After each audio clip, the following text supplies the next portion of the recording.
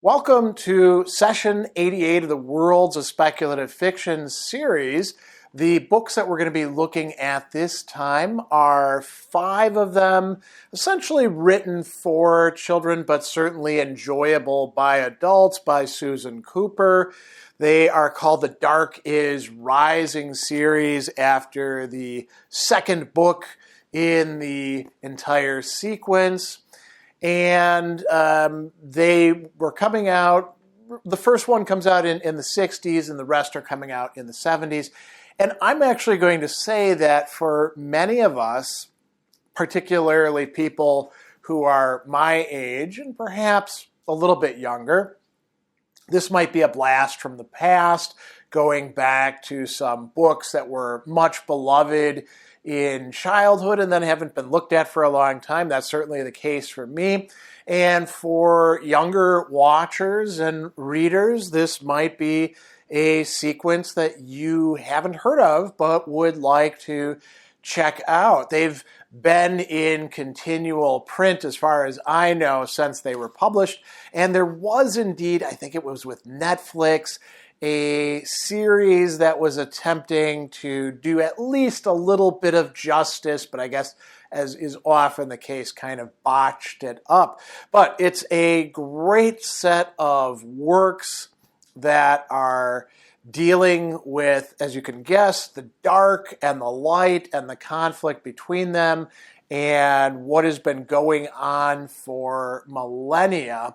So there's 5 books in the series. Oversea Under Stone, first one that comes out in the 1960s. Then the, eponymous, The Dark is Rising, which is published in the early 70s. The Greenwitch is third, comes out after that. The Grey King, which I believe may have been the first of the books that I read. And then finally, the series ends with Silver on the Tree, coming out in 1977. So, great sequence of works.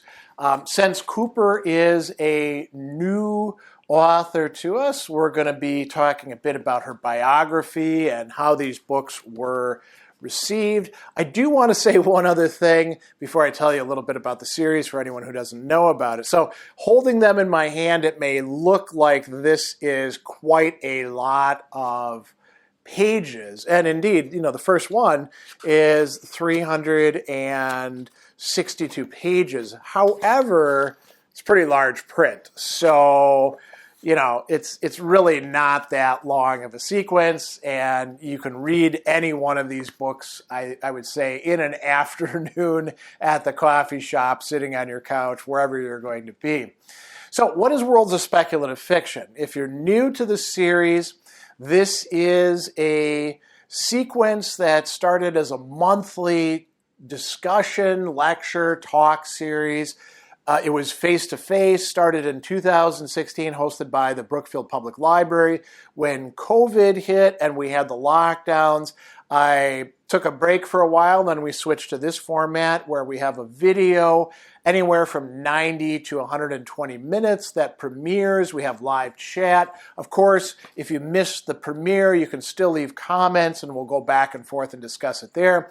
And then in the sessions, we, after doing the video premiere, we get together in Zoom to continue the discussions of these works. And I expect that we'll probably have a lot of people that are happy to talk about these particular books. And it's been going on, like I said, since 2016. This is number 88, so there's 87 other videos in the sequence because we recorded all of them.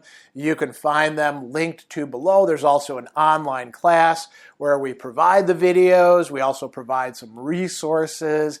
on these authors and all that. Now, what does it mean that it's worlds of speculative fiction? So we're interested in stories, novels that have a shared narrative universe, a world, and we look at the world building that's going on. The world of this is our world, but one that's got a few twists to it. There's a fantasy dimension, we could say.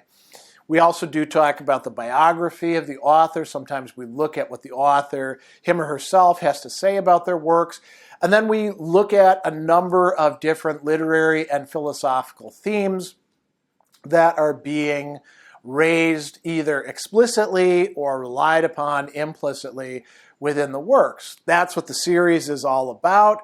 And so if that's the sort of thing that you're into, you might really enjoy this. So sit back. We've got a lot of discussion coming up of all these different points of this great 5-book series, The Dark is Rising. We'll delve into aspects of the world building in these 5 novels a little bit more deeply as we continue on with this, but I think it would be good to begin with a sort of thumbnail sketch just for anybody who hasn't read them so that they're not completely lost as we start moving into the story and other aspects too. We're going to look at what Susan Cooper has to say about her own work, her thought process, her biography, philosophical themes. So let's talk about the world building itself. It's very interesting. I learned a new term. We're always learning things, aren't we? Recently, when looking at the write-up of this series, there's a term that's out there, contemporary fantasy, which I guess is kind of a grab bag. It includes like urban fantasy and supernatural detective things. So I guess, Jim Butcher's Dresden Files would, taking place in Chicago would be like that. And so these, I think it's a useful term because they describe books, stories that are set in a kind of real world, a narrative world that is very closely based on a real world that you could in fact explore, but which is permeated or penetrated by fantasy elements. Where, for example, in this case, we have these two big, as a matter of fact, more than two, but the two big cosmic forces in conflict with each other are the dark and the light, and we have these old ones on the side of the light who can go to many different times and even step out of time itself, as can some of the great lords of the dark, and then we have the high magic, and we have all sorts of other things going on as well. So the world that we live in is not quite the mundane place that we take it for. And that's the case for at least some of the characters in the book. The children, Merriman, the many different other characters that show up that play a role in this. They know that there's something more to it, but a lot of the other adults and even some children, including some bratty children mentioned in Silver on the Tree, are going to be kind of oblivious to that, right? So it's an interesting sort of idea there, contemporary fantasy.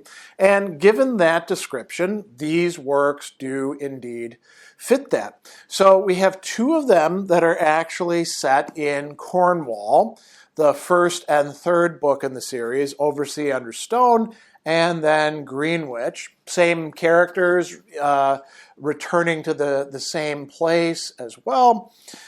We also have, although Will is introduced in the Greenwich. And then we have The Dark is Rising, which is taking place in England. Will is the main character in that. Then we have The Grey King, which is taking place in Wales, introduces us to Bran, who is an albino, who's actually going to turn out to be the son of King Arthur the Pendragon. And then we have the longest installation, Silver on the Tree, bringing everything together, which is taking place in significant part in Wales, but also all over the place as well, including the Lost Land. We'll talk more about those sorts of locations shortly. And this is a world in which human beings are, for the most part, oblivious to what is going on around them, but many of them, because of the settings of it, a fishing village in Cornwall, a sheep herding area in Wales, a kind of out of the way country location in England, people are aware of old customs, legends, stories. And we should say, too, that the magical or fantasy elements that are permeating this are not completely made up out of thin air by Cooper. She is drawing on the pretty extensive Arthurian legends. We encounter not just King Arthur, but also Merlin. That's who Merriman, Lion, actually. It's one of his names throughout history, right? He's one of the old ones. And, we're getting a good bit of that, and then we're also getting a good bit of Celtic mythology, from Cornwall, Wales, sort of broadly speaking. Not a lot of Scots or Breton influence there, but enough stuff, including the scary horse, the skeletal horse from Christmas time from Wales as well, who is going to show up in the story in Silver on the Tree. So a lot of things being woven together. I do also want to say another thing about it's not so much about the world building, but it's about let's call it dynamics of the plot. So Oversea Under Stone is a book that starts out at a kind of even pace, I would say, and then it's going to, the tempo is going to increase as we get further on into it. And what's interesting, as I noted about reading this as an adult, is that Cooper is doing the usual thing of putting the characters into proper place, so there can be revelations about, oh, this is really this going on. I thought that this was happening, but this is not just kids' games. This is actually something really important or sinister or magic-filled happening. The Dark is Rising. This is a book that the stuff is happening fast. And I would say, Greenwitch, it's a short book. You notice it's much shorter than the others.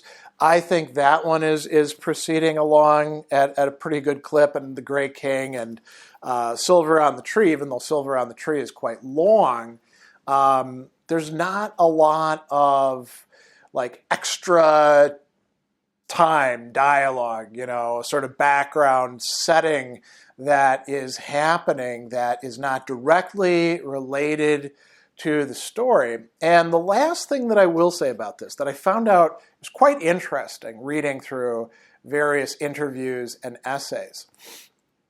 So the weather is a really major way of creating a setting and producing, the backdrop of a plot, not the plot itself. Although the weather does play a pretty important role in some of these books, particularly The Dark is Rising, Greenwich, Silver on the Tree, Grey King too, with the winds and clouds and things like that. And Cooper herself says in an interview that when she had The Dark is Rising, they were like, you got too much weather in here. Maybe you should tone it down a bit. And she did take out some sections. And she also said one other thing that I thought was really quite interesting. So she's somebody who lived through as a child World War II. She says, and we're going to talk about this when we look at the interviews, that this was quite important for her in understanding, developing an understanding of the world as there being light and dark, and human beings having to, sort of position themselves between the two of them, and some people being, inevitably and irrevocably corrupted to the dark. The Nazis, of course, in the Western theater that they're part of being the dark, and the English forces being, at least some of them, the light. And so she's going to say, I lived through horrible conflict, and I didn't want to depict conflict quite so starkly, so I do that in part through the weather. That is an interesting idea. The weather is, in some respects, it plays a role as far as setting, but it's also characterization going on through the weather. So I think that's enough for right now to give you at least a sense of where we're going with this. Now let's talk about Susan Cooper's biography, because it's the first time that we've looked at her, so it would be well worth talking about for a bit. Susan Cooper, at the time that I'm filming this, is a living writer. She is 89 years old, born in 1935, and has, still published things in recent years. So it's great to see that she's still active to some degree. Of course, at that age, you can't do everything that you could do in earlier. So let's talk about her biography. It's been a rich and very interesting life. She is a writer, and when we say writer, we don't just mean writing these sorts of books, although, that would be enough, I think, to be known for. She's also been a journalist. She's written plays. She's written children's picture books, lots of essays. She's given addresses in various places, and she's written a lot of novels as well. So how did that get started? The story begins in 1935. She's born in Burnham to Ethel and John Cooper, two professionals. John is working for the Natural History Museum until he has to go off to war when she is actually quite young. Her mother's a teacher who will eventually become the deputy head of a school, which over here in the United States is what we would, I think, call an assistant principal, right? So pretty important place. And, born in 1935, the Second World War begins in 1939, and, if you know your history, by 1940, Britain is being bombed. France has been captured, as have the Low Countries. Denmark fell, Norway fell, and the British are, fighting basically on their own with American aid against the Germans, the Italians. Things look pretty bleak. And, Susan Cooper is growing up in an environment where, the Blitz is going on. You've got to stay inside at night. And she actually credits that as being instrumental and important for why she became a reader. There were all these books available, and books are essentially free entertainment. And so, she would read them at home. And she said that it also gave her a sense of this notion of the light and the dark early as a child, being involved in that sort of conflict. She ends up, going to school at the Slough, later called Upton Court School, and she's, going to be studying, and then she wins a scholarship, which will essentially let her go wherever she wants to in England. It's called a state scholarship. and she wants to go to Oxford. Now, that is not possible the first time around. She doesn't do well on her Latin portion of the entrance examinations, and so she studies with a local friend of the family who is able to tutor her, and then she gets in. And while at Oxford, it's interesting because she's asked in several interviews, did you take classes with Tolkien? And she said, Tolkien and Lewis were both dons at the time at Oxford, and I would see them occasionally, like out and about at a pub or something like that, but I never actually interacted with them, and I didn't have classes with either of them.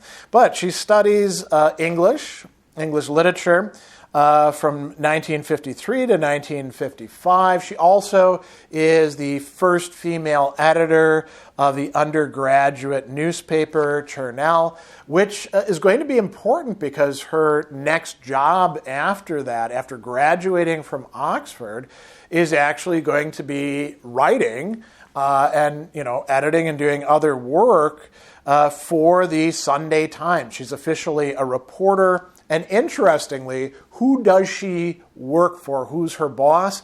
Ian Fleming. And if you know that name, you probably associate it with a particularly important spy, 007. So he's not yet coming on the scene and becoming this, massively important author of the James Bond novels quite yet, but he's working on it. And she is also working in her spare time, doing some writing, more novelistic stuff. And interestingly, she's working on parts of Oversea Understone at the time. And ideas, she says, are percolating in her mind about what will later become the Dark is Rising series, or sequence. She prefers the term.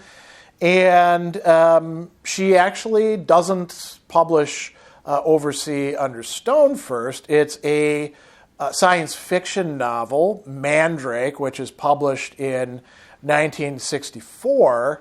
And around that time, something else pretty monumental for her happens. In 1963, she moves away from Britain and to the United States. And she moves to marry a guy named Nicholas Grant, who is a professor of metallurgy at the Massachusetts Institute of Technology. He actually has 3 teenage children. And so, she's really drastically changing her situation. Later on, she'll say that was not actually a reasoned decision, more of an emotional accident, right? And it's interesting. We're going to look at this a bit more in the interview section, so I'm just going to give you a little glimpse of this. She says that writing the rest of the Dark is Rising series, the other 4 books, as well as some of her other writing, emerges out of homesickness, that she, doesn't just want to continue a story, but it's a way for her to deal with being in a different place. She also says in some interviews that if you think of her as like a plant, because she's a gardener, she uprooted herself and went to America, and she never actually took the plant that was herself and, planted it in the ground and allowed it to develop roots. She remained a potted plant, still kind of stuck in England. She never, became a citizen. She kept her passport.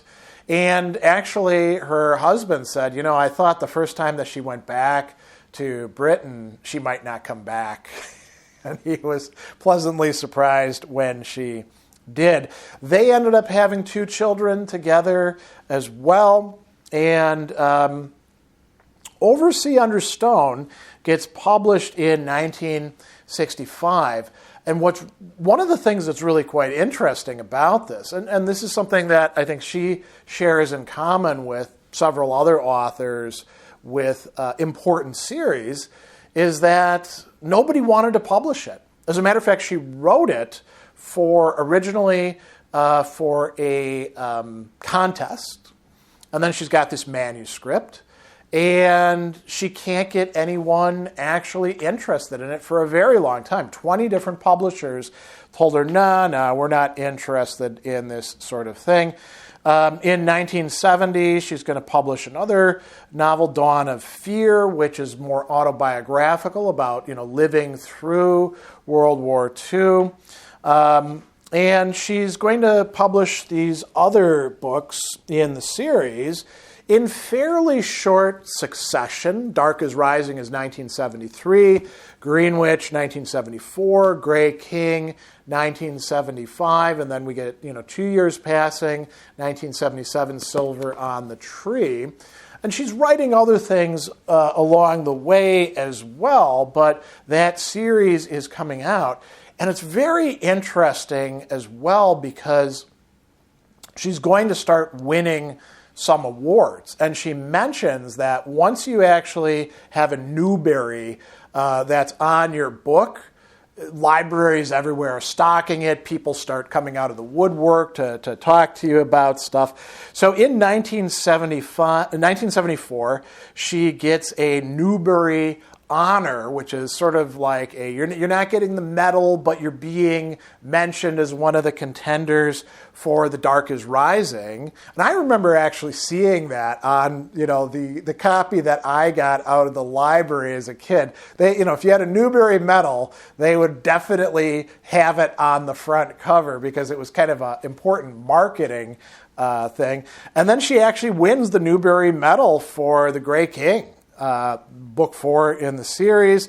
She also won 2 Tir Na Nog Awards, which is it was a fairly recent thing, so she couldn't have gotten it for the earlier ones, but the 2 novels that are set in Wales are getting these awards. They're English language novels. Usually they give them to a couple Welsh language novels and then 1 English language novel if there's something that is set in Wales. So the last 2 in the series win these awards.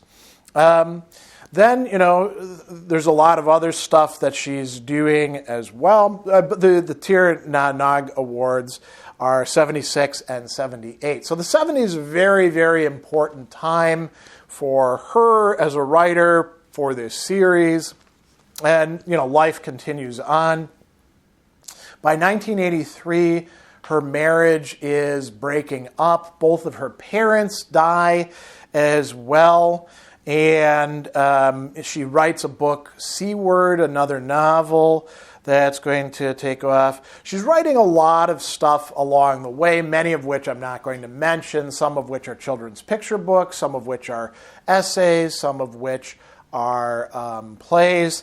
In 1993, she's going to start another series, another fantasy series with the Bogart, and then she'll write several other novels in that as well.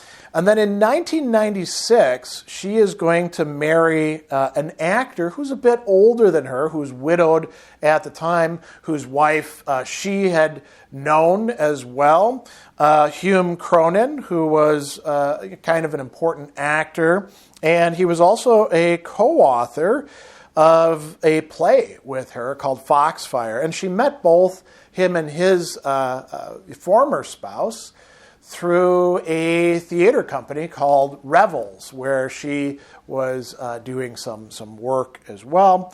1999, she publishes King of Shadows.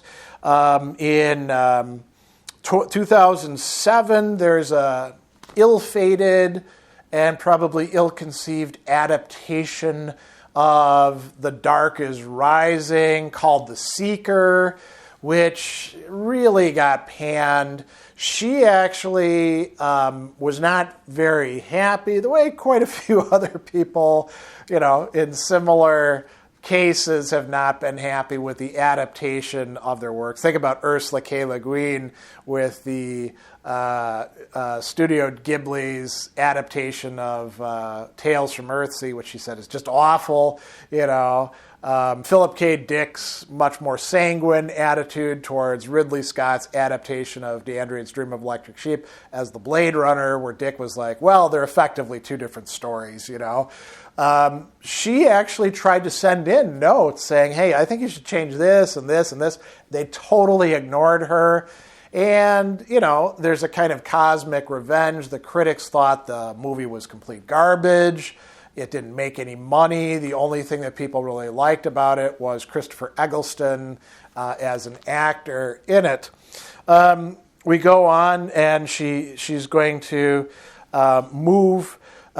She had moved to Connecticut when she married Hume Cronin, and when he dies, she is going to move to Massachusetts again to be close to her kids and her grandchildren. She builds a house, and a story is going to come out of that as she starts like researching the history of the settlements and the Native Americans in that area. She writes a book called Ghost Hawk. In 2019, I think that's her latest publication, The Shortest Day. And in 2023, she is awarded the Science Fiction Writers of America Grand Master Award, which is for lifetime achievement. She's won a lot of other awards along the way as well, but that is a pretty significant thing. There's one other bit of her biography that I do want to mention that does feed into these books. So, you know, she's conscious of her heritage, which is partly in Wales. You know, like a lot of people in Wales, her grandparents end up moving to England, basically to, you know, make more money because it's a difficult time. But there's a lot of, you know, trips out there to relatives, and she talks about her grandmother having lived in Aberdyfi on the River Dovey. And where does that play a important role? Well, in these last two books, right? As a matter of fact, as she's going to tell us, you know, she's very willfully and deliberately using her memories of places as settings for these various books. So she's still around and kicking, and, you know, we might see further works from her, but she certainly has had a rich, varied, and productive life that she can look back on. These novels are all coming from, you know, either the 1960s with Oversea Under Stone or the 1970s, and I think that they constitute by themselves a very significant legacy that she can look back upon. As with many fantasy series or sequences of novels or short stories, there's a number of moral and metaphysical themes that are going to intersect with each other. And I would say that one of the absolutely most central ones driving through this is the conflict between the light and the dark. And notice that Cooper doesn't just say good and evil, in part because our notions of good and evil, while they can easily align with the light and the dark, don't quite so simply map onto them. There are certain aspects that we're going to talk about with the light where there's a certain kind of harshness there that has to be there, and the dark takes the, you know, worst parts of ourselves, which sometimes stem from something that could be in some way good, and pervert it or misuse it in certain ways. And so I've picked out a number of passages where we're getting good discussions about the light and the dark, but it's really important to note that this is not Manichaean. This is not, there's just the light and the dark and everything fits in there somehow. There are certain animals that can be used by the dark, so to speak. We get in, for example, the dark is rising, the birds that are aligned in some way foolishly, we read, with the dark, the rooks kind of doing their bidding and business. And there's a lot of human beings that wind up serving the light or serving the dark. And some of them actually change sides, at least for a while. For example, the walker, who was originally Merriman's his adopted son, and Merriman was his lord, so he's his retainer, betrays them, right? And then is condemned to become the walker, and in the end can be taken back to his own time. So let's proceed through here, but first there is one other thing I do need to say.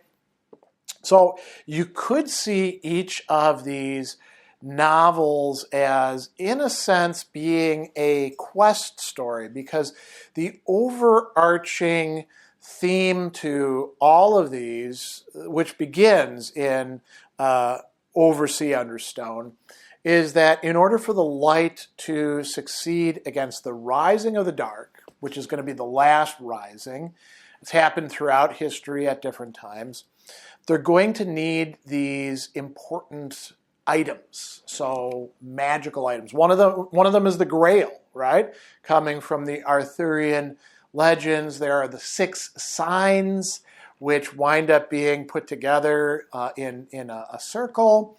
There are other items along with the Grail. There's this little container that has a manuscript in it. There's a map that leads them to find, the Grail in a certain sense.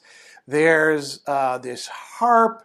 There's a sword that they have to get in the very last story. And all of these have functions to them, and each one is going to take some work, right?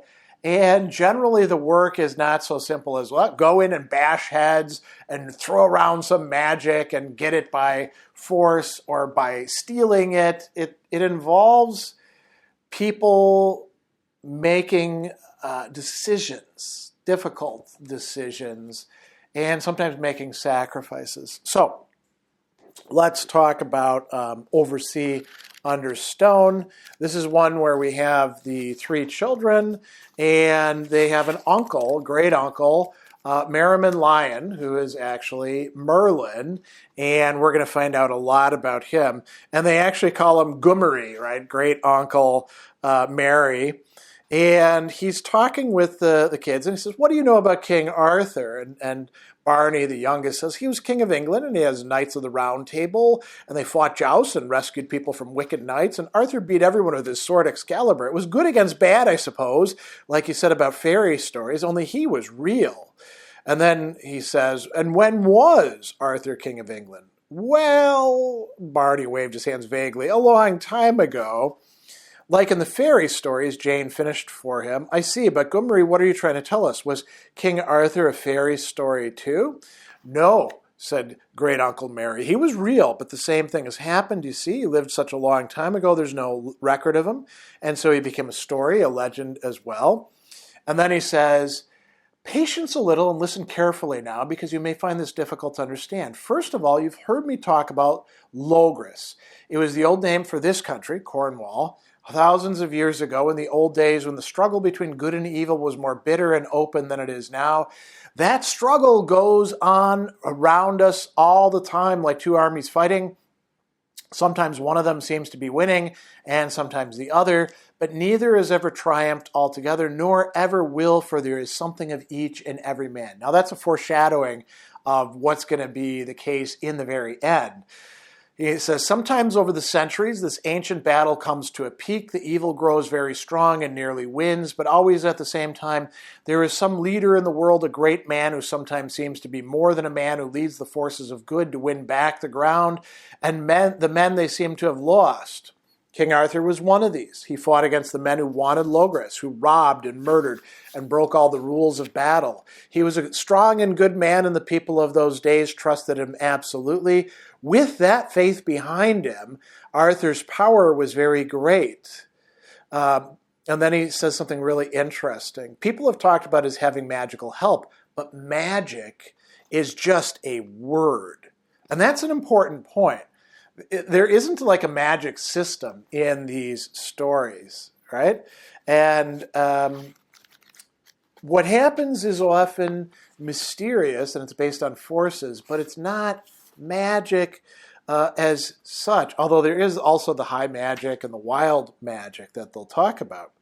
Now, later on in this story, when Mr. Hastings, who is actually one of the lords of the dark, is telling Barney that the dark will always come and always win, we find that he's also going to be telling Barney that, his great uncle is not a good guy. So this is part of the MO, you could say, of the dark, right? And this is, an interesting feature, we could say, of what happens there. And, they manage to get the Grail. The dark is driven away for, a little while, right? And then, by the way, also we find out the housekeeper is one of the agents of the dark in that story. In The Dark is Rising, so this new reprise of the story that happens and then leads to these other 3 books, Will has become conscious that something is different with him, right?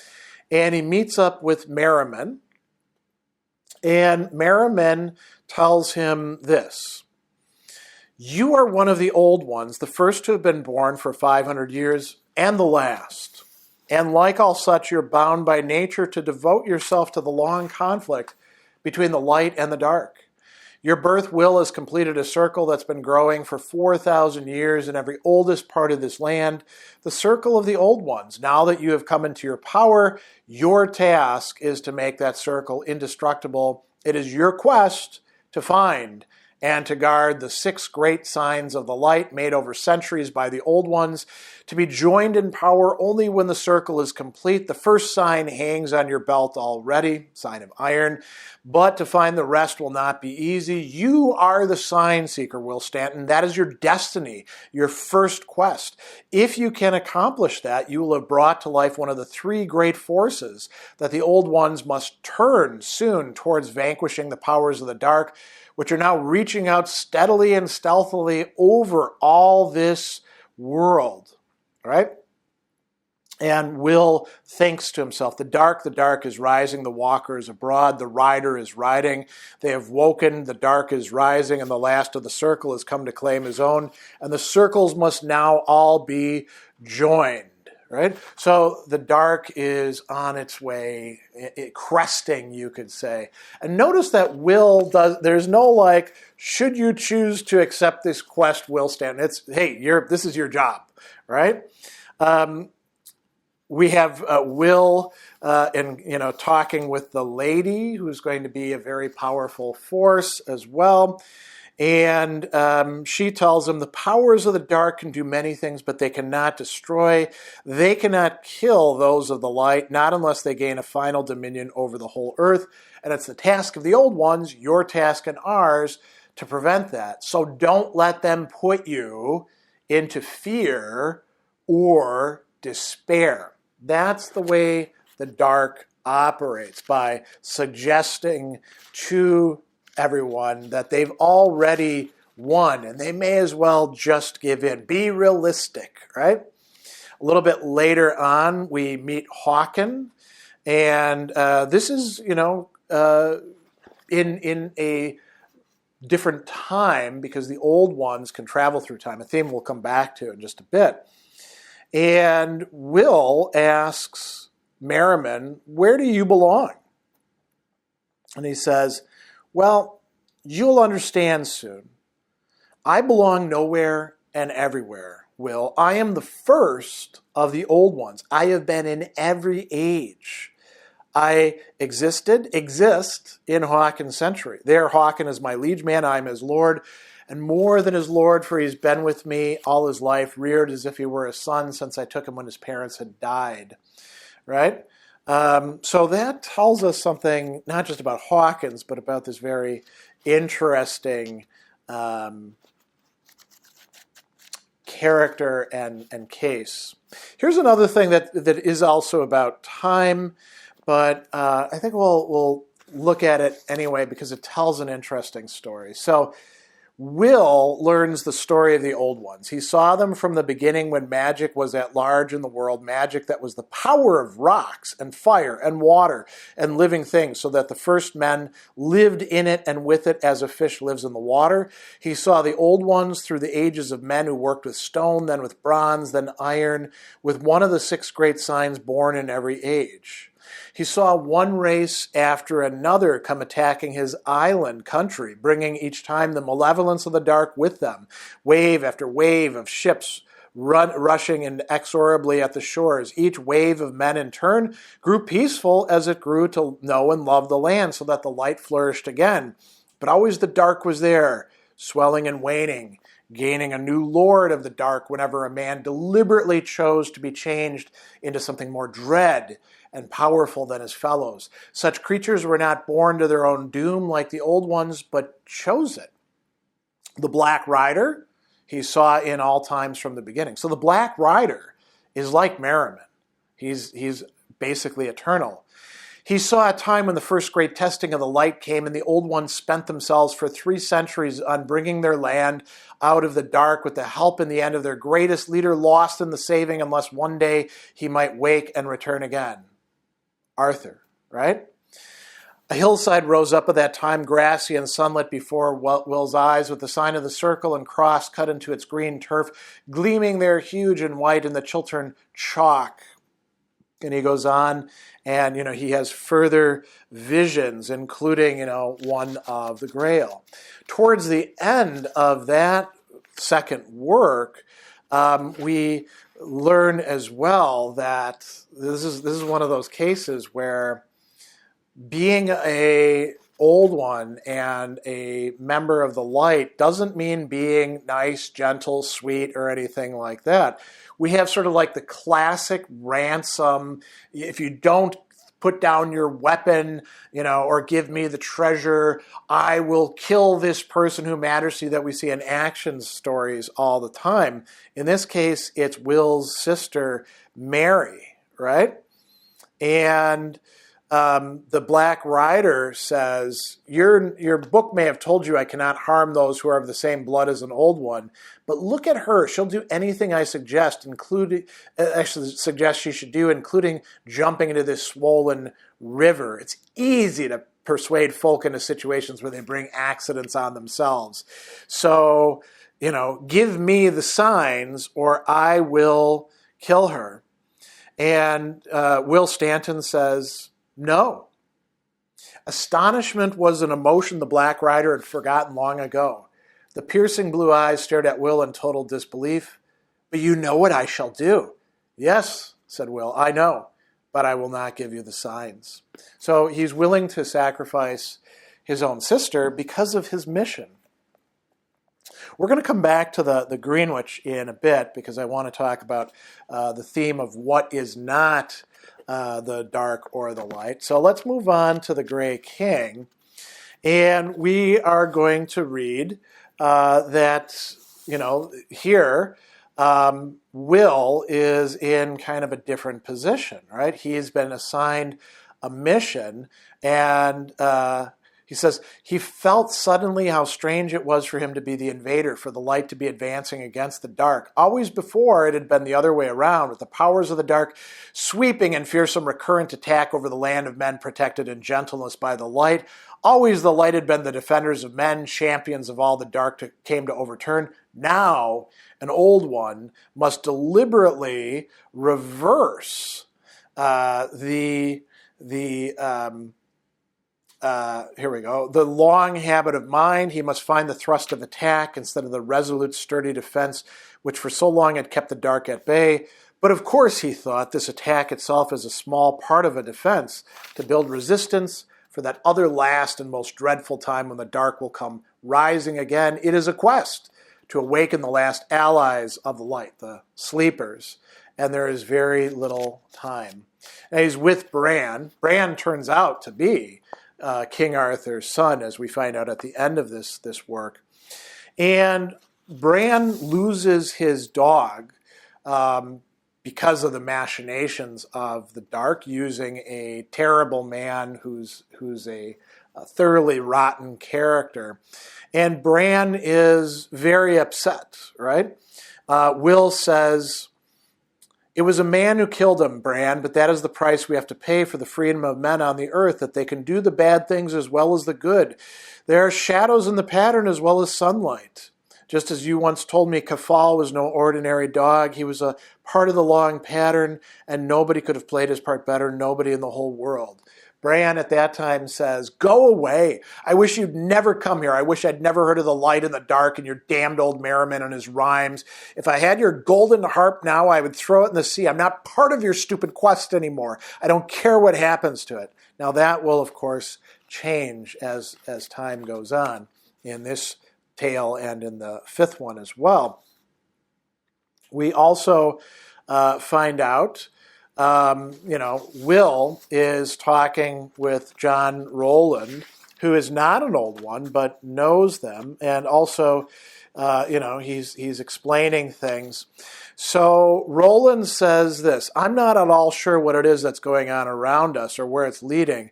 But the men who know anything at all about the light also know there's a fierceness to its power, like the bare sword of the law or the white burning of the sun at the very heart, that is. Other things like humanity and mercy and charity that most good men hold more precious than all else, they do not come first for the light.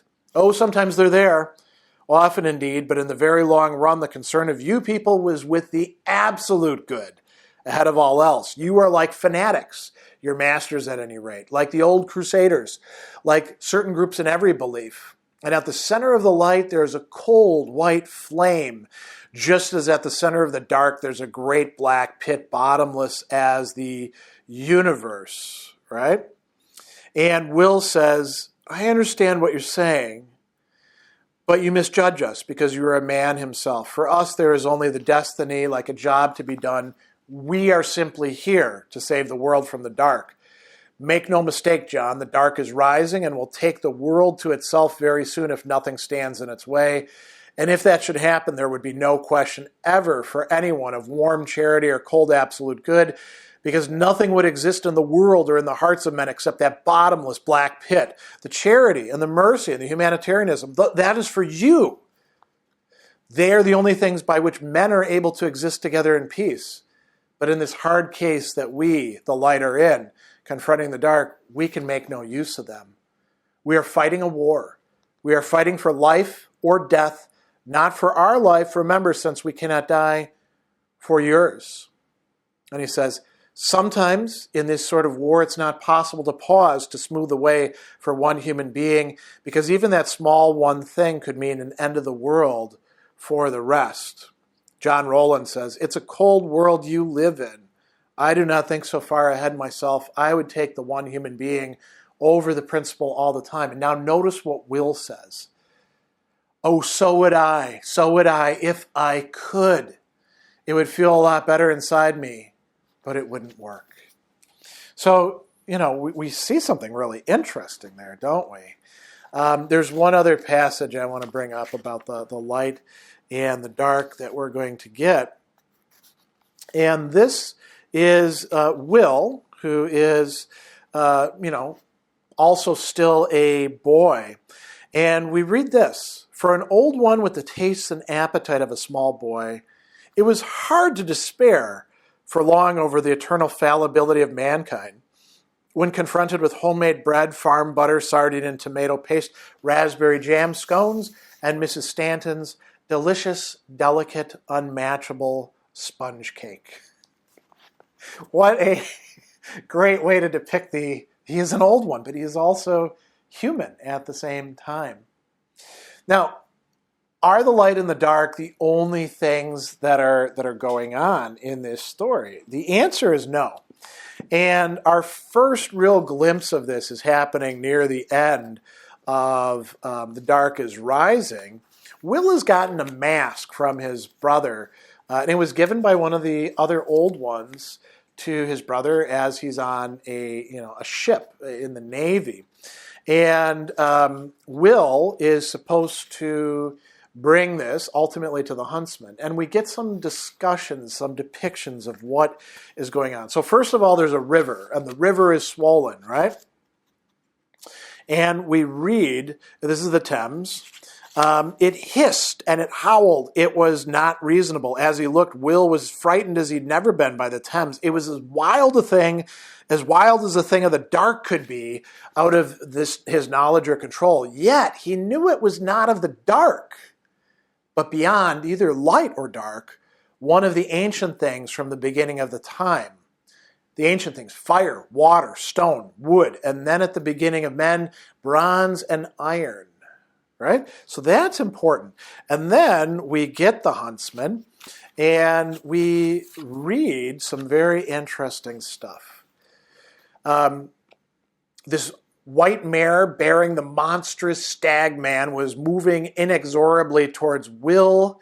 The figure of the hunter towered over him. The moonlight now glimmered clear on his head, and Will found himself gazing up into strange, tawny eyes, yellow, unfathomable, like the eyes of some huge bird, right? The golden eyes blinked, feather-fringed and round, with the deliberate blink of an owl's strong eyelids. The man's face in which they were set was turned full on Will, and the firm carved mouth above the soft beard parted in a quick smile. That mouth troubled Will. It was not the mouth of an old one. It could smile in friendship, but there were other lines around it as well. Where Merriman's face was marked with lines of sadness and anger, the hunter's told instead of cruelty and a pitiless impulse to revenge. Indeed, he was half beast, the dark branches of Heron's antlers curled up over Will, the moonlight glinting in their velvety sheen, and the hunter laughed softly. He looked down at Will in the face that was no longer a mask but living, and he spoke in a voice like a tenor bell. The signs, old one, show me the signs. He does that, and then the hunter leads the hunt to track the black rider and drives him from the land. Not because he's of the light, and not because he hates the dark, but because he is following what he does. In the Greenwitch story, we learn of another thing, the land below, the sea, right, of Tethys. So Merriman and Will go down, and Merriman says, this is not the world of men, it is Tethys' world. Even in the darkest sea, they knew they were observed and escorted all the way by subjects of Tethys. Invisible even to an old one's eye, news came to the lady of the sea long before anyone might approach. She had her own ways, older than the land, older than the old ones. Important point there. Older than all men, she ruled her kingdom of waves as she'd done since the world began, alone, absolute. We also find the Greenwitch, who belongs to her land. She is distrustful of both the light and the dark, right? And Merriman says the dark is self-serving, and she says, you are all self-servers, light, dark men. There's no place for the wild magic except its own. No care, right? And what actually saves the day? The fact that one person had made a wish for the Greenwitch, because everybody gets to make a wish as the Greenwitch is going under the waves. And Merriman says, has no one showed care for you, Greenwitch? No one? Turns out Jane did. The Greenwitch said in a whisper, none except one, none except the child. Merriman said, the child who wished you well. And she was up at the headland at the making, the Greenwitch said, and they told her of the old saying, whoever touches the Greenwitch before it be put to cliff and makes a wish shall have that wish. So she could have made any wish she chose. She could have wished for anything, old ones, even for the lost part of your thing of power to come back to you. Yet when she touched me, she looked at me as if I were human, and she said, I wish you could be happy. And that turns the tide in that case. In The Grey King, we are again going to learn about something that is neither dark nor light, right? Once again, the music of the golden harp, it said, has a power that may not be broken either by the dark or by the light. It has the high magic in it. So now we've got the wild magic and the high magic, right? And while the harp is being played, those under its protection are safe from any kind of harm or spell. Play the harp of gold, old one, its music will wrap you in safety. And it is Bran who actually plays it in that case. Then finally, in Silver on the Tree, we get a couple interesting things. Early on in the story, Will is giving some exposition to his brother who gave him the mask, and then he's going to take his memory of that away. So here's the exposition. Will says, the world in which we live is a world of men, ordinary men, and though in it there is the old magic of the earth, the wild magic of living things, it is men who control what the world shall be like. He was not looking at Stephen for fear of seeing the changing expression, but beyond the world is the universe bound by the law of the high magic, as every universe must be. And beneath the high magic are two poles that we call the dark and the light. No other power orders them. They merely exist. The dark seeks by its dark nature to influence men, so that in the end, through them, it may control the earth. The light has the task of stopping that from happening. From time to time, the dark has come rising and been driven back, but now very soon it will rise for the last and most perilous time. It has been gathering strength for the rising, and it is almost ready. And we find out there is actually an entire lost land that is governed by the high magic, in which Will and Bran have to venture. And they find this sword. They're actually able to get it. And that means the end of that land. I'm going to bring this to a close rather quickly so that we can move on to other things. But what we find out is that this land is both, the high magic, but also the wild magic, and as Gwion says, a form of it and more besides, right? So this is a very important part of the story here, right? And then in the end, we have all of these threads coming together in a final conflict oriented around a great oak on which a mistletoe is opening up. And then what's going to happen in the very end of this, the light wins, but the light has to leave and leave the world of men to their own devices, where there is still light and dark, good and evil within all of us. But instead of having these old ones on the scene, helping out, men now, human beings, have to find their own way. And we have we might say, new age that we transition into. And Bran, who has the opportunity to go off into time, into the past with his father, stays here in this time. Merriman goes off. The lady goes off, but Bran is going to stay in the world of human beings, as are the other three children, and Will himself. So, great sort of themes being brought up here. Maybe that gives you at least some sense of what's going on within these novels in this moral and metaphysical conflict that I would say is the key philosophical theme running throughout these works.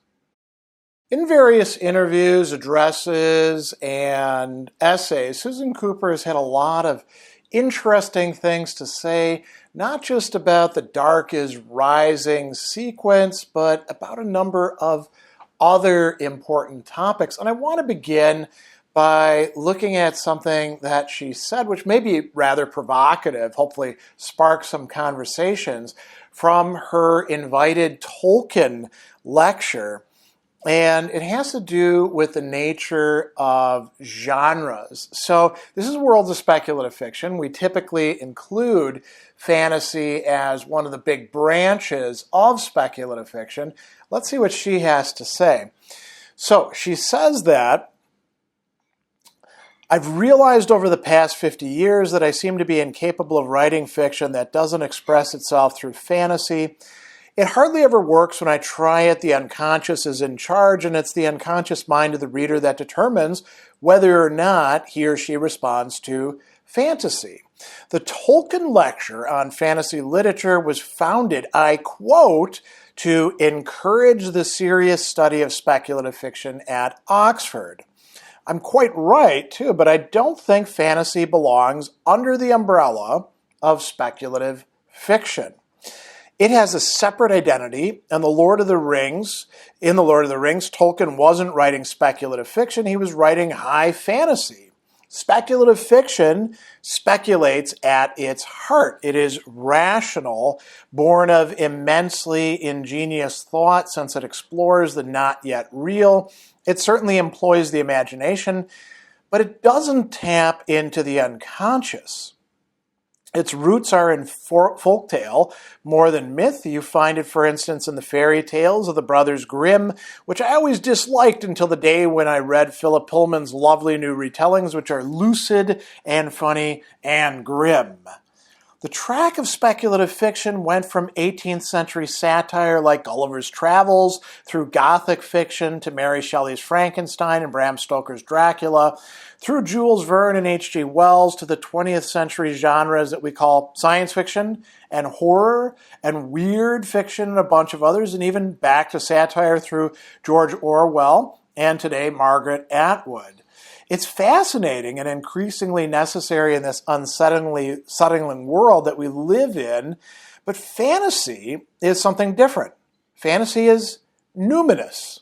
It goes back to the cloudy beginnings of myth and legend, and the first tale teller by the fire, the first shaman, the first ship in the hall. Those roots, it goes on through the Eddas and the Mabinogion into legend and medieval romance, Arthurian, to emerge by a rather circuitous route into the present day. This is the kind of writing that Tolkien celebrated in that famous essay on fairy stories. The fantasy that deals not with dystopias or horror or with flitting little fairies and elves, but with what Tolkien called the land of fairy, with that little diasis over the first E, right, the two dots, the perilous realm itself, and the air that blows in that country, stories that, in his words, put the reader into the writer's dream by enchantment and lead to the sudden joyous turn that he called catastrophe, producing a catch of the breath, a beat, and lifting of the heart. You might also call it magic. For many of us who try to write fantasy, I think that's what we're aiming at, that free song, that flicker of joy. If we felt it ourselves, I suppose we want to recreate it. You remember C.S. Lewis's celebrated words talking to someone in the 1930s. There is too little of what we really like in stories. I'm afraid we should have to write some ourselves. They sure did. Deep down, all writers share that motive. I think if not the same taste, the fantasy writers who are published for children hardly ever write for children. They write for themselves. I could give you a dozen quotes from major authors saying, in effect, I write for me. Their stories are the kind that they've always liked to read. Now, that's an interesting idea, right? And at first when you read it, you're like, oh, okay, so she's going to say that speculative fiction, science fiction is like the premier type of that, is different from fantasy. But then she includes horror, doesn't she? And weird, right? So it's a very strong statement, and I'd be curious to see what people make of it. I don't entirely buy it myself because I can think of horror and weird and alternate history and science fiction that does sometimes have that numinous quality. So I don't know that the dividing line is quite so strong as that. But that is what Susan Cooper says. Moving on to talking about The Dark is Rising itself, there's a number of different things that she has to say. In the school library journal interview, she's asked, you've said that when you started writing the Dark is Rising novels, you had an outline of what the next 4 books would entail and had already written the last page. Did you actually use that final page? Were there characters or events that surprised you as you wrote? Did you always know how your books would end? And she says, well, I wrote the first book, Oversea Under Stone, without any thought of a sequel. It was only a decade later, brooding over the idea that became The Dark is Rising, that I reread Oversea and realized that these 2 books belong together in a sequence of 5. On one sheet of paper, I wrote the 5 titles, the names of the main characters, and the place and time of year of each book. On another, a sketch of the ending of the sequence, which I did indeed use when I got there years later. I say sequence because the Dark is Rising books don't constitute a series as the word is normally used in publishing. Isn't that an interesting distinction that she's making there? How does she unpack that? She says, together they have a shape rather like that of a symphony. And though I knew roughly what each book would be about, each one constantly surprised me while I was writing. This has been true of everything I've ever written. Some writers work out detailed plots in advance, but I can't do that. Alas, I know the beginning and end of each story, and then I set off on a voyage of discovery, often delighted or startled by the characters I meet and the events they provoke. The voyage is fed by my unconscious, I guess. It's nerve-wracking, but magical. We see again this invocation of the unconscious and its importance, listening to it, allowing it to come out. In a piece called The Lost Land of Susan Cooper, she is asked, how did you come to write the Dark is Rising sequence? And this is a really fascinating thing. She says, homesickness influenced my writing. Life improved after my son Jonathan was born in 1966 and my daughter Kate 18 months later. I learned to drive, to ski, to cook enormous meals for teenagers and graduate students, and tried, rather less successfully, to understand American football. I returned regularly to England for visits, but my homesickness never went away. It bubbled up in The Dark is Rising, a fantasy about the light and the dark that is at the same time intensely English, every inch of it set in the part of Buckinghamshire where I grew up. Before I began the book, I had realized that it was not only connected by the Merlin figure, Merriman Lion, to my earlier book, Oversea Under Stone, but that they were part of this sequence of 5. So, I ended up doing all of the work that she talks about there. And then she says, The Dark is Rising was at the winter solstice and Christmas. The next book, Greenwich, would be in the spring. At the old Celtic festival of Beltane, on another page of paper, I wrote the last half page.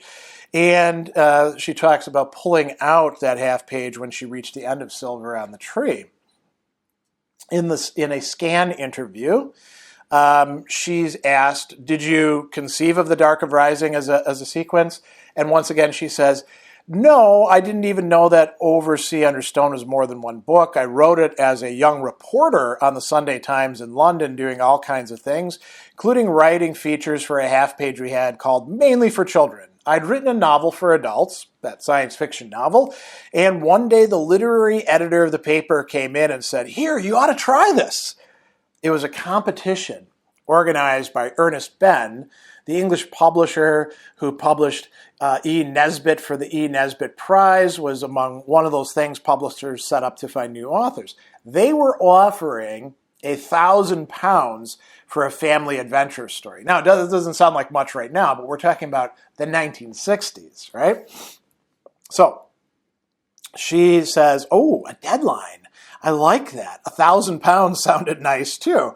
So I started to invent what I thought was an adventure story. I invented 3 children called Simon, Jane, and Barney. I put them on a train journey from London to Cornwall, and they were going to find treasure at the end. But as is the way with novels, things pop out at you while you're writing them, and what popped out at me was a mysterious great uncle called Merriman who took over the story, and it began to turn into a fantasy, which I hadn't expected. An Arthurian element crept in this division between the powers of the light and dark. I forgot all about the deadline, and I even forgot about the 1,000 pounds, and I wrote a novel that was eventually published as Oversea Under Stone. Then life took over. I went to America, got married, had children. Then almost 10 years later, there was a very odd day when I had two things working in my head.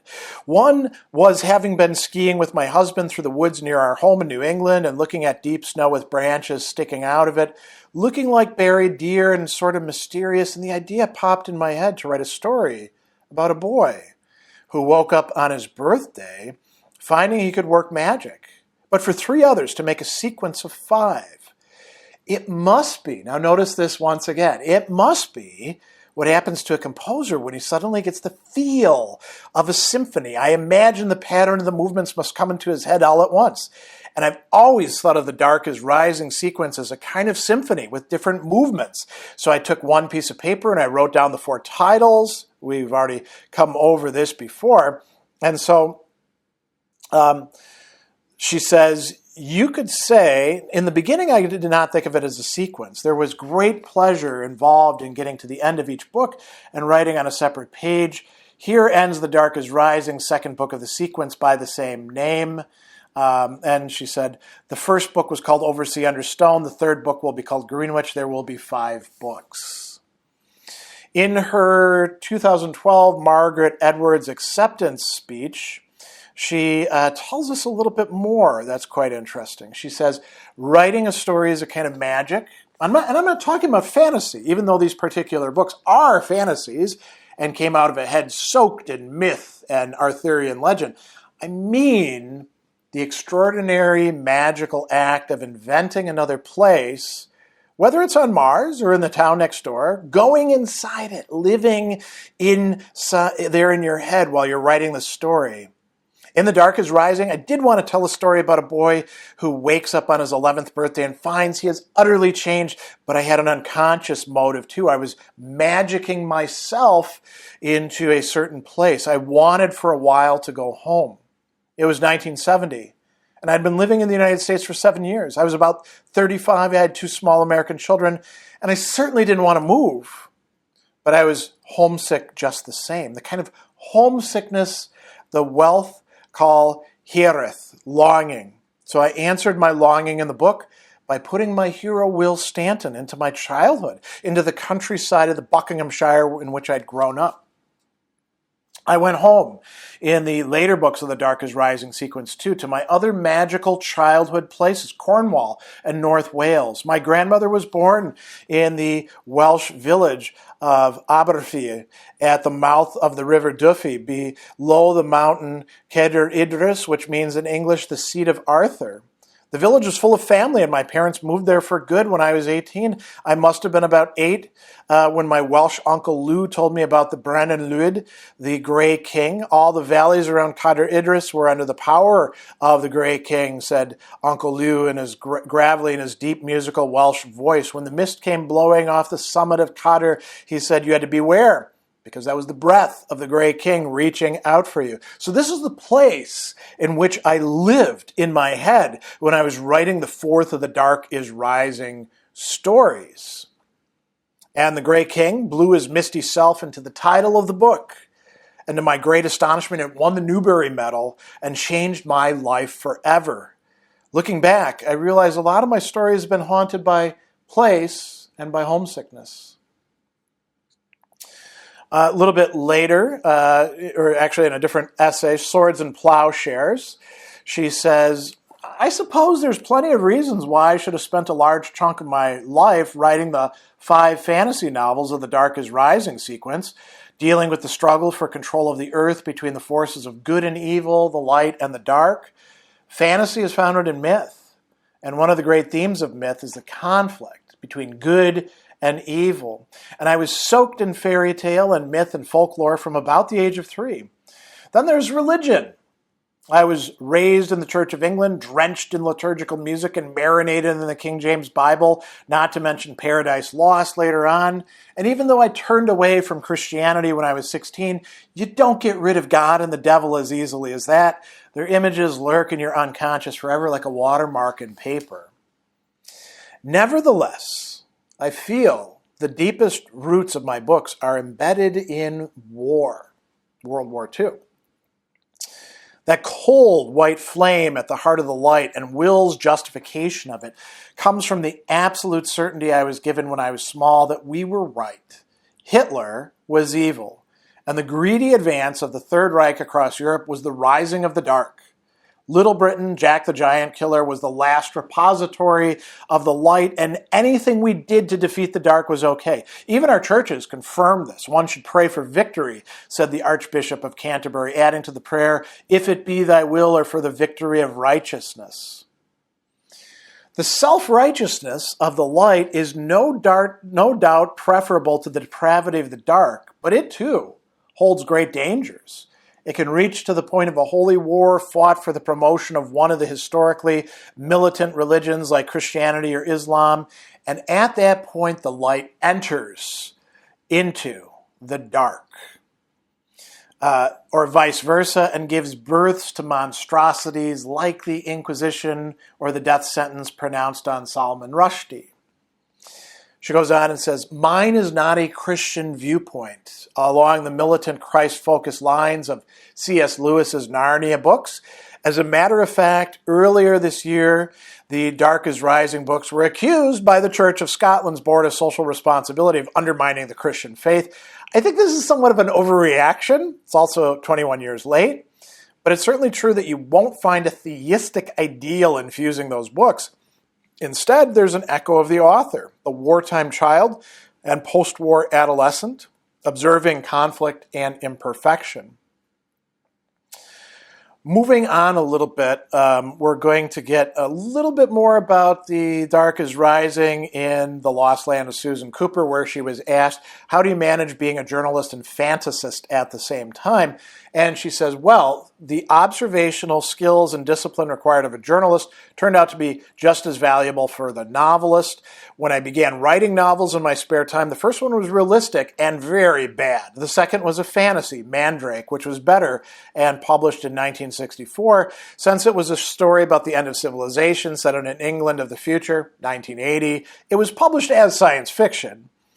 Meanwhile, between doing interviews with film stars and politicians for the paper, I'd been contributing pieces to the weekly feature called Mainly for Children. We've seen this talked about before, and there's this prize, right? And she mentions there, this 1,000-pound prize was more than I earned in a year, so of course I began to write. And she ends up saying, I had a feeling the story would lead somewhere further, but the sequels didn't happen until much later, right? And then she says, I wrote a book about the war, The Dawn of Fear, which is totally autobiographical, except that I turned myself into a boy.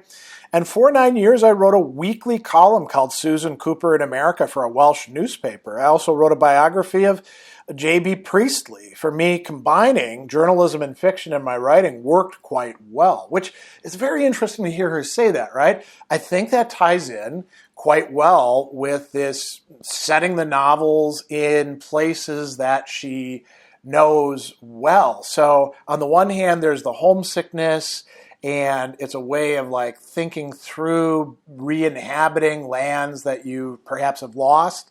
There's a lost land, by the way, in the very last novel. On the other hand, it's capitalizing on skills that she has developed and honed and uses every day as a writer. Now, moving on to sort of broader pictures. Again, with the Tolkien lecture, we have a really interesting set of remarks here. She says, I always think of the imagination as being fed by a kind of compost heap, an amalgam not only of everything and everybody a writer has encountered in life, but everything he or she has read. And if you spend 3 very formative years reading early and medieval works imagined through myth and religion and fantasy, then spend the rest of your life recording the products of your own imagination, the connection is likely to be to change the image you're writing. And like all writers, you dip into what Tolkien called the cauldron of story in his great essay on fairy stories. Instinctively, you will choose the particular spoonfuls to make into stories of your own. So 2 metaphors, cauldron, the soup that's been boiling, stew that's been boiling forever. and compost heap. Now, what is a compost heap? If you're not familiar with it, it's kind of a gardening, agricultural thing. It's where you put the stuff that's going to rot and turn into good fertilizer that you can then use for your plants. In the school library interview, a journal interview, she's asked, can you say something more about your statement? Fantasy is the metaphor through which we discover ourselves. So she says, the delight of a good realistic novel very often is its reflection of events and people you know so well from your own life. It's a mirror of truth. Fantasy instead takes you to and comes from the dreamlike world of the unconscious, and its appeal can be just as powerful, but is more mysterious. As Tolkien said, fantasy does not blur the sharp outlines of the real world, for it depends on them, but it tells its truth through metaphor.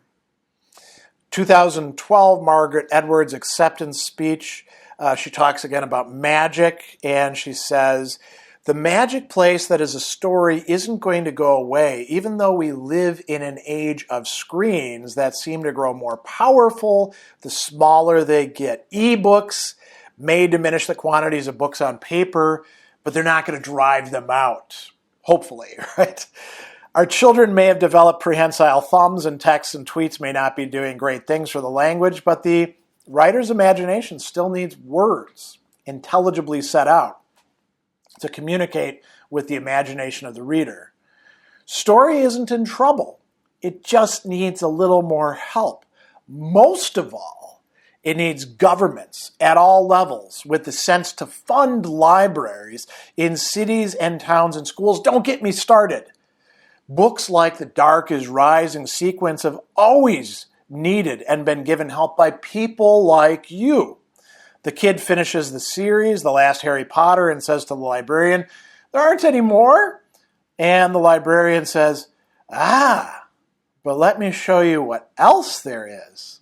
And, maybe a little bit of editorializing here. I'm going to say that it's much better if you move on from Harry Potter to The Dark is Rising or Tolkien or so many other things. She gave an address at the Horn Book at Simmons Colloquium called Transformations, and there she's talking about this theme of transforming, and this goes back to what does literature do for us? So she's going to say about the author, in the writing or reading of any book, the transformation that's most fundamental isn't something done to an existing story, and it doesn't have anything to do with the mechanics of plot or character. It happens inside the imagination. Because when you're writing a book, you are living in two worlds simultaneously. One is your own life, the external world, right? The other is the one you're creating inside your head. The second is an escape from the first, but its intensity can be just as great. Now, this is an echo of Tolkien's talk of creating secondary worlds on fairy stories, which is also talked about by Ursula K. Le Guin in From Elfland to Poughkeepsie. Same sort of sentiment. So she goes on and she says, in realistic fiction, writers seek truth by reflecting their own world into the one they create, and we respond to them because we feel it reflects the truths of our own life and experience, however changed. But people who write fantasy have chosen change from the get-go. It was wished on them, really, because they were born with the kind of imagination that loves metaphor. Fantasy is metaphor.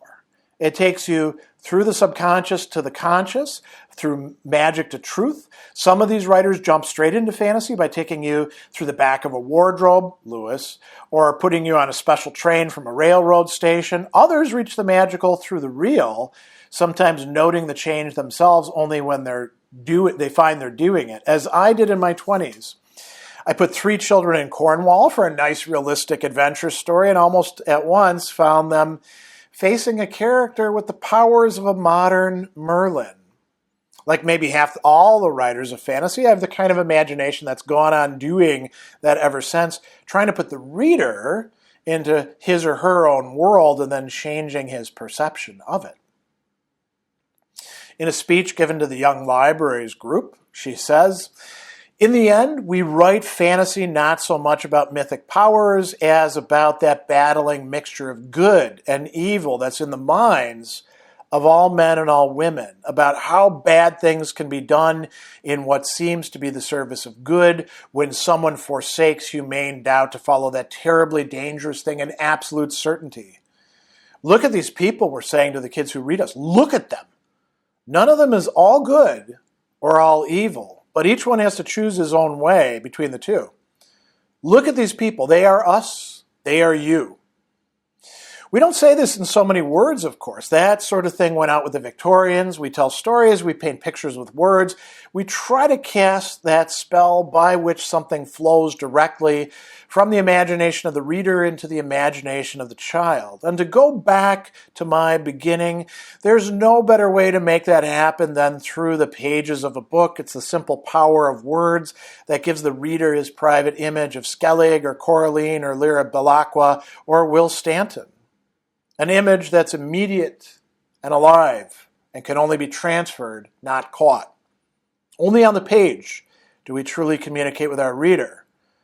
One painful year a while back, my daughter gave me a consoling t-shirt with the legend, "Don't judge a book by its movie," talking about the ill-fated adaptation of The Dark is Rising. Finally, again, this address at the Horn book, at Simmons Colloquium, Transformations, where she's going to talk about transformations a bit more. But now, on the part of the readers, she says, "In the theater or the cinema, you may sit there at the end of a play or film emotionally exhausted, stunned.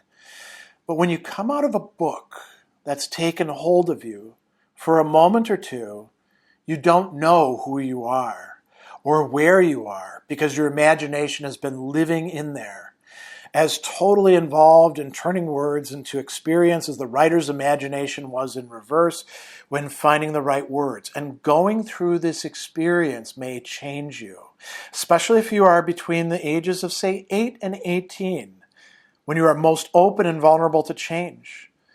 All writers, if they're lucky, get letters or messages from new young readers saying, basically, I read your book and I loved it.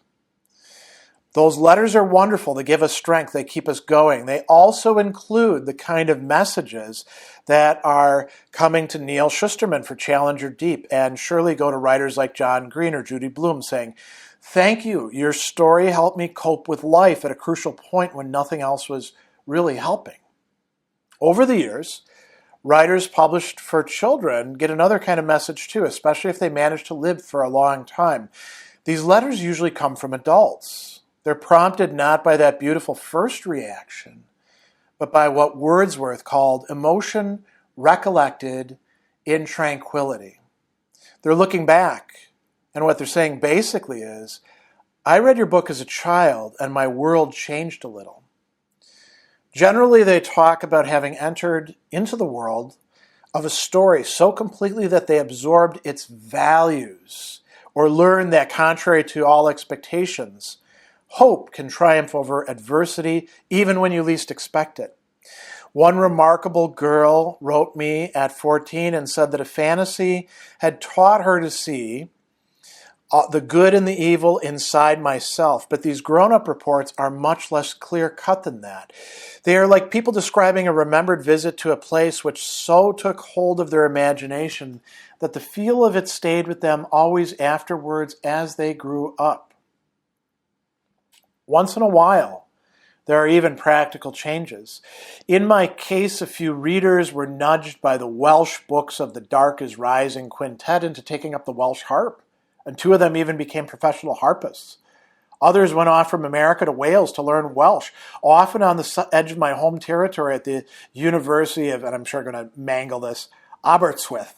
One of them went so far as to marry a Welsh-speaking Welshman who's read the books as well. But much more often than things like that, the imagination of the reader instinctively takes what it needs from a book or books and creates a kind of life preserver. Isn't that an excellent metaphor there from somebody who's talked about the importance of metaphor for fantasy, right? These books can, for some of us, different books for different people at different times, become something that widens us, that increases the scope of our feelings and thoughts, that gives us reason to hope. And you may say, oh yeah, that's exactly why they're fantasy. It's all made up stuff. Well, no, fantasy, this is something that Tolkien was talking about in On Fairy Stories, and that's something that it seems Cooper is very committed to as well. Fantasy has the capacity not just to tap our unconscious or subconscious, but to help us in this world that we live consciously within. And not to give us the perfect answer for everything, but to contribute something, we could say. And I'm going to close this by telling you something quite personal about my own reading of these works. So I encountered them when I was quite young and in elementary school. And, I grew up in the 1970s and 1980s. And in many ways, those were, there were a lot of good things at those times, but they were also rather bleak times. We were living in the aftermath of Vietnam and Watergate, and during, incredible stagflation and political upheaval, worries about pollution, worries about nuclear warfare. It was a cold and hard time as well. And I encountered these books, of course, in my school and then local libraries. And the first one I read was The Dark is Rising. And I remember that medal being on it. And then, going and finding the other books. As it so happened, I lived and grew up near a village called Wales. And it was called Wales because it was settled by Welsh people. A lot of Welsh came to Wisconsin. That's why we are known as the Badger State. Many of them were miners from Wales and Cornwall, mining tin and burrowed into the ground. So some of them settled in a village called Wales where, quite a few of the families who'd been there for a long time were Welsh. The street signs had Welsh names and the Welsh dragon on it. So the notion of Wales being an important place was something familiar. And the terrain, I grew up in a place in Waukesha County called the Kettle Moraine area, where there's lots of hills and, woods and meadows and things like that. No mountains, of course. But you could read these books and you could easily relate to them. I also grew up, in a subdivision in the countryside, right? We were on a state highway. Things didn't fill up for a long time. Now that area is pretty well settled. It's called Lake Country and it's kind of ritzy. But back then it was pretty backwards and rural and agricultural. And I read these books and I loved them. The combination of references to King Arthur, which I already knew a bit at the time, and Welsh mythology, which I was also getting through Lloyd Alexander and his Chronicles of Prydain. And I loved them, and I enjoyed them so much that I actually took the poems, which are songs, in those stories and set them to music that I composed myself. Not great music, by the way. So as I was rereading them, and especially as I got to the end of Silver on the Tree, I was struck by, a wave of memories of when and where I had read these books, the house that I grew up in. I remember exactly where I was sitting as I was finishing the Greenwitch or Silver on the Tree. I remember taking them outside with me and sitting in the yard, by the woods, reading them as well. And it made me very nostalgic for the child who I was at the time, who's still buried within me, right? Part of my unconscious. And the people that are now long gone. My mother and father, at that time, were still alive. My grandfather was living with us. Our dog Lady, who we raised from a puppy. my sister, who's still around but is, distant. All of us living together in that house just north of Wales and reading these books and how much they meant to me.